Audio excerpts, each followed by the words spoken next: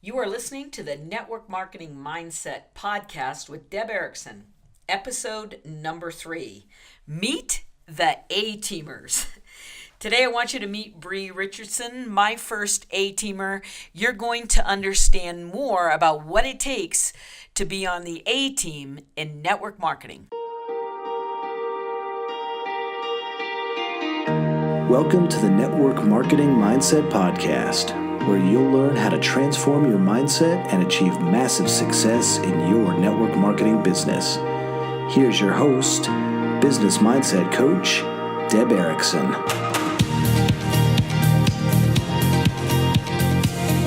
Welcome, everyone. This is the Network Marketing Mindset podcast for women, and I want to welcome you to an amazing interview today. These interviews are really designed to help you get in your head who it is you're looking for, who would be on your A-team.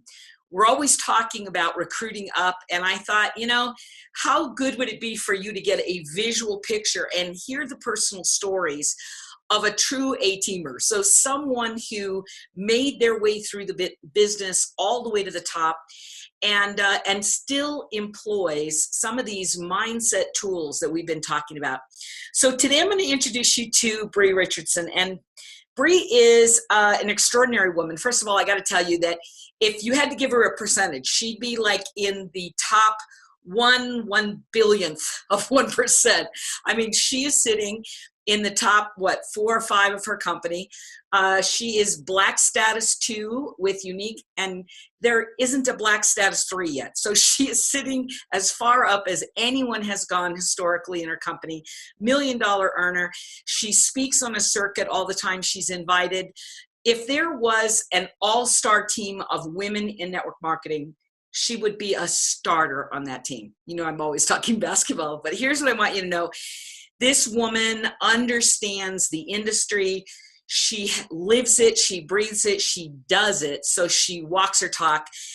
So I want to introduce you to Bri. There you are, my dear. How are you? Good morning. Good morning. I'm doing well. How are you? Fabulous, fabulous. So everybody who's meeting you for the first time, what can you tell them has been maybe your most important mindset commitment throughout your career? Can you tell us a little story?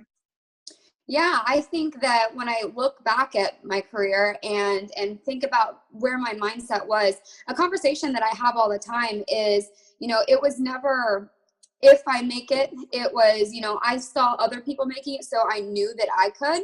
And I went through all of the struggles throughout the last, 10, 12 years of, hearing no or working harder than I felt like I was, being paid for. And I went through a lot of those struggles where, when my mindset might have been like, gosh, why am I not where I think I should be? It wasn't, I never lost the belief in myself. It wasn't like, I can't do this. It was always, I know I can do it. We got to figure out how it's going to happen. So even though the mindset sometimes was the struggle mindset, I never, ever said, I can't do it. It was always, I can and I will. It's just a matter of in what time frame. Yeah.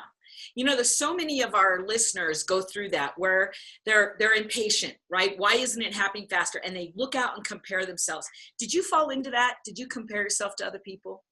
Of course. Yes, absolutely. And people, and we say it all the time, and it's one of those things you really have to switch your mindset into. It truly is your journey. Some people see success faster, but you know what? Some people see it slower, and you have to be committed to your journey. And like I said, and I think the ultimate thing is you have to believe that you're going to do it. A lot of people that I talk to, they'll say, well, if I make it big or if I make it to the top. No. Honey, when you do this, that's what your life, then tell me what your life's going to look like when you do it, not if you're going to do it. I love that. Do you think that did you always have a core deservability, like, your I am enoughness, or do you feel like you moved through a process and a journey there as well? Oh, definitely move through the process and the journey for the deservability. I think, and that's one thing that I got from your course was writing those numbers on paper, right? When you write those down, you kind of go, it's the fear. You go, I don't know about that big of a number per month. Am I getting a little greedy? And so, yeah, I had to step into it of, yes, I deserve it. And yes, I can earn it. So I would say work the money side was the deservability of, do I deserve that much money, that much reward? Yeah. Do you know what the shift was that helped you step into that deservability? For me, it was literally just seeing it written down. And then I'm kind of the mindset where it's like, you got to flip the switch. Like I really intentionally have to flip the switch in my brain to go, yeah, you deserve that. You can get that, you can reach it, and you deserve to have it. And so it's kind of just keep telling myself that over and over. And then I start to believe it. Yeah. Yeah. Do you have anything in your past that you would say I really had to overcome, that lack of belief or that fear or that deservability? People who are coming into classes are always coming in with their baggage.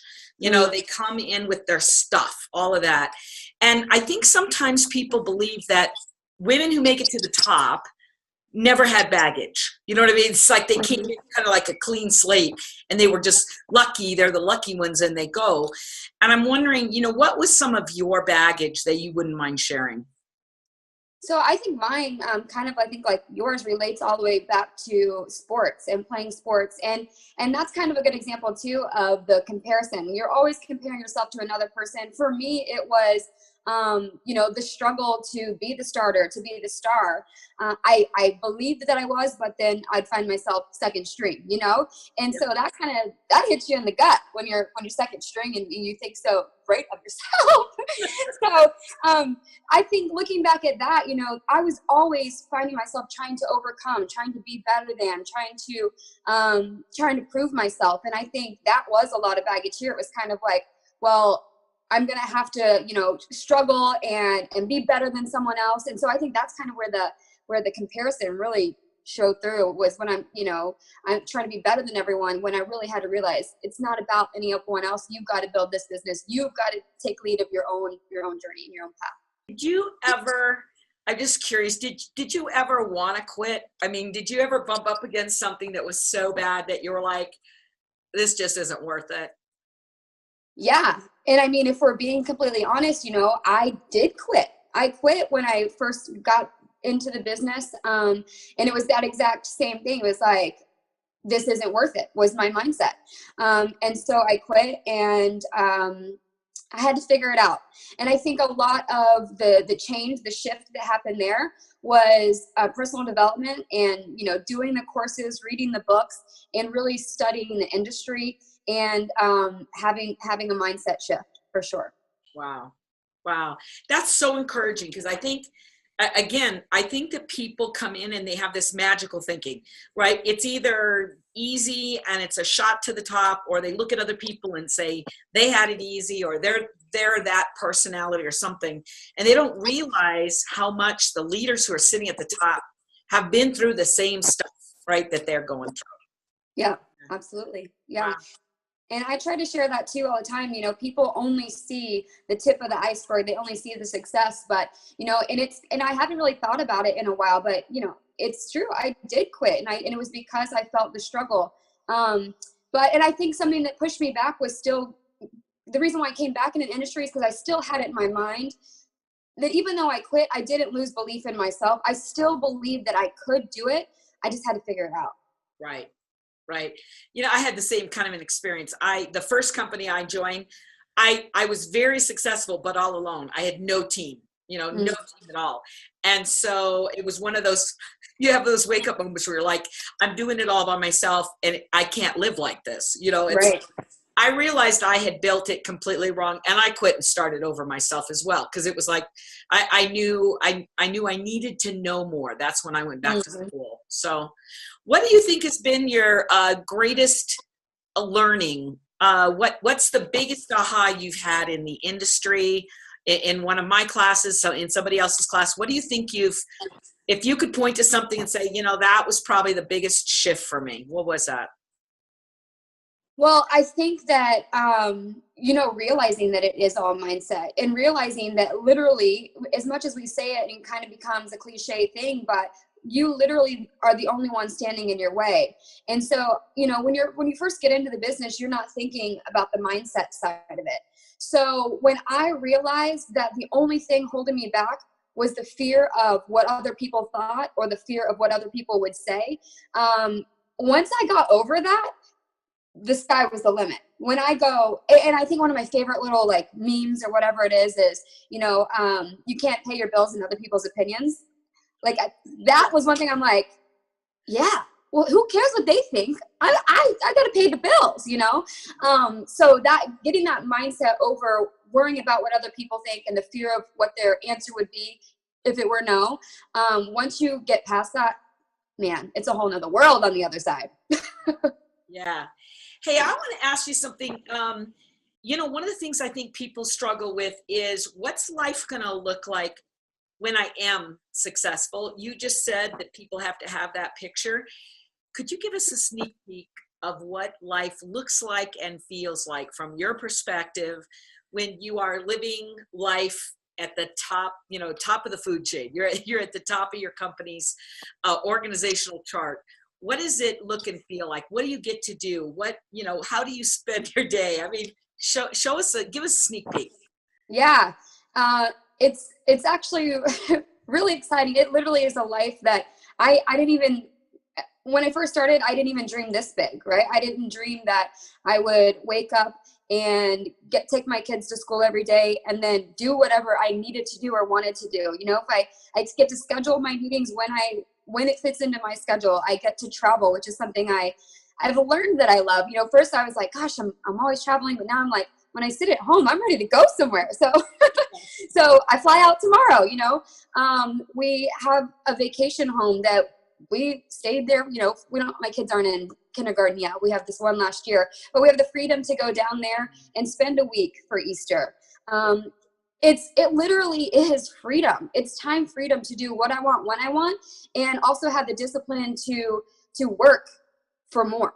I love my life, and I say it's almost scary to think about what it would look like if I didn't have this, if I didn't have the opportunity, if I hadn't said yes, and if I didn't get into the right mindset. What would my life look like then? That's like the scary part. So it's a beautiful life, and it's spending every day. I brought my husband home from the corporate world, so working side by side with him, living side by side with him. It's a beautiful life. Yeah. I just wanted them to have kind of a look and feel of what that could look and feel like. So the one thing I got to ask you is, and I know your work ethic is off the chart, and that's your reputation in the company. I've seen that firsthand from you. So tell me this, I know you've worked hard. Is it worth it? Would you say that? I know it's kind of a setup, but I got you. You got to answer that question, because there's so many people that are complaining about, it's so much work and it's not happening, and it feels like it kind of goes from that to bam, all of a sudden being something. But could you kind of speak to the work ethic and where you sit now? What is it like for you now? Yeah, and that's actually a conversation I had with someone this week. Is she said exactly what I used to feel, which was, God, I'm working so hard and I'm not being paid what I'm worth. That was always like kind of one of the in my way mindsets that I had. Yeah. And so now being on this side of it, looking back, it's like, oh my gosh, I would do that for, another 5 years if I had to, knowing this was the outcome. And that's something I try to create the vision for people to see is, listen, the reward is so great. Keep pushing, keep going. Yeah, it's gonna suck for a while, but I promise you it's worth it. And I can always tell when people trust me, because it's either the ones go, oh, I don't know, or they go, all right, you said it, I'm gonna do it, because they want to have that life and they see firsthand that I created that, and so they know that they can too. Yeah, good. All right, so now I'm going to ask you one last thing. Is if you put yourself in the shoes of our listeners, those people who they are either brand new Maybe they've been in business for a year. It's not moving like they want it to. They're struggling. They're working hard. Or maybe they're those people that have hit the plateau, right? And they're stuck at their level. They can't seem to move past it. The point is they're not where they want to be yet, right? If you were starting all over again, so if your company went under and you had to pick a new company, start from ground zero, right? What would you do or not do? What would you say are the absolute minimums that you would commit yourself to do if you were in their shoes? I think that the only answer to that is to, like I kind of touched on earlier, you have to be having the conversations, the one-on-one, the offering the opportunity, the showcasing the products, those types of things. And you can't say, oh, they won't do it. Oh, she doesn't need this. Oh, she makes enough money. She won't want my opportunity. The prejudgment, the fear of what you think someone will say, you got to get rid of it, and you just got to go in. And my favorite analogy is, think of a coffee shop. Someone's offering this table coffee. If they tell her no, she's not going to throw down the pot and take off her apron and walk out. Yeah. She just goes to the next table. And I think a lot of people, their mindset for the industry is, I need to get team members. I need to get them on my team. I need, it's like you always are trying to get somebody. And really what it is I'm offering this to them so that they can change their lives as well, right? I have the gift to give. Do you want it or not? And so you have to be having the conversations from day one. If you want to grow fast, you have more conversations. If you want to grow faster, you have more conversations, that's what it's all about, is the communication, the conversations, and the relationships. Yeah. Were you ever scared to have those conversations? Yeah, I am 1000% sure that's the reason why I feel like it took me so long to get to the top, right? That's the reason why I didn't go straight to the top, was because of the fear to have and start those conversations, because I was worried about what they were going to say or think. Yeah. Do you have any little internal trick, a mind trick or a go trick that helps you move when you feel the fear? You may not need it anymore, but how did you get yourself past that? No, and I think that I do still need it sometimes. I still have the mental side, my mind kind of blocks sometimes and go, not her, or what, not, and I literally just go, press enter, tell me, type up the message and just press enter, and then turn away and run off if you want to. And I will say that's one of the great things about social media these days is, I would probably get a lot more nervous in person with people, but you just have to press enter. And so it's a lot of self-talk. Yeah. Wow. I love it. Well, any last thoughts for our listeners who are struggling with mindset? Is there any other last thought you would give them, or last piece of advice, maybe that even you give your team? Yeah. I think one of my favorite things is something that I got from you, and I still have the visual from being at one of the seminars where you're teaching, in person, and it's the big, hand stop sign, right? Putting that stop sign in front of your face. We all have those negative thoughts that creep up. No matter what level you're at, you're human. And those thoughts come to your brain like, oh, what's happening? Or, oh, it's a back order, or whatever, the situation is. And you kind of go to a negative place at first, and you consciously have to just say, stop, stop, and then I tell my team, I'm like, you say stop, and then you think of ice cream and unicorns and go to a happy place and then rethink, right? Go to a happy place and rethink. So you have to stop the negative thoughts before they get too deep, or you're just burying yourself in the ground when you're trying to get to the top. Yeah. Wow. Bri, thank you so much for sharing yourself and giving us a little bit of time and letting us get a sneak peek. You are, one of my all-time favorite people. I love watching you work. I love listening to you speak. You are an extraordinary leader, and the world is a better place because you are a leading women in it. So I want to thank you so much for your example and for your life. You mean the world to me. Oh, thanks, Deb. And everything you said tenfolds back at you. Love you.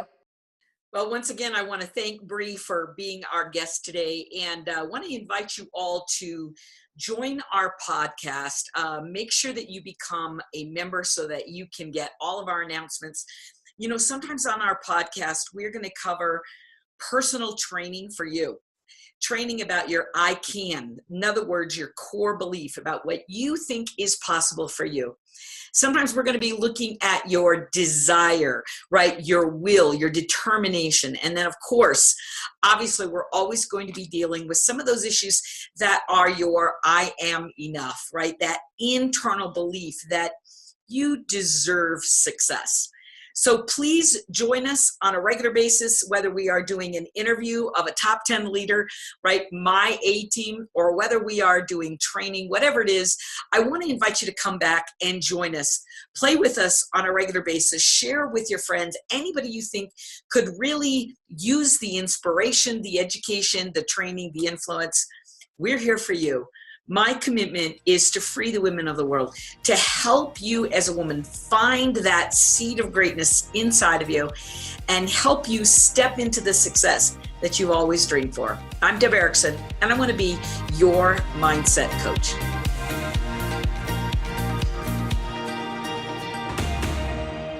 You've been listening to the Network Marketing Mindset Podcast with Deb Erickson. To learn more about Deb's business mindset coaching, classes, memberships, and leadership programs, visit us at icaninstitute.com. And for free weekly tips and techniques to help you develop and grow your business, join our Facebook community today at facebook.com/groups/network marketing mindset with Deb.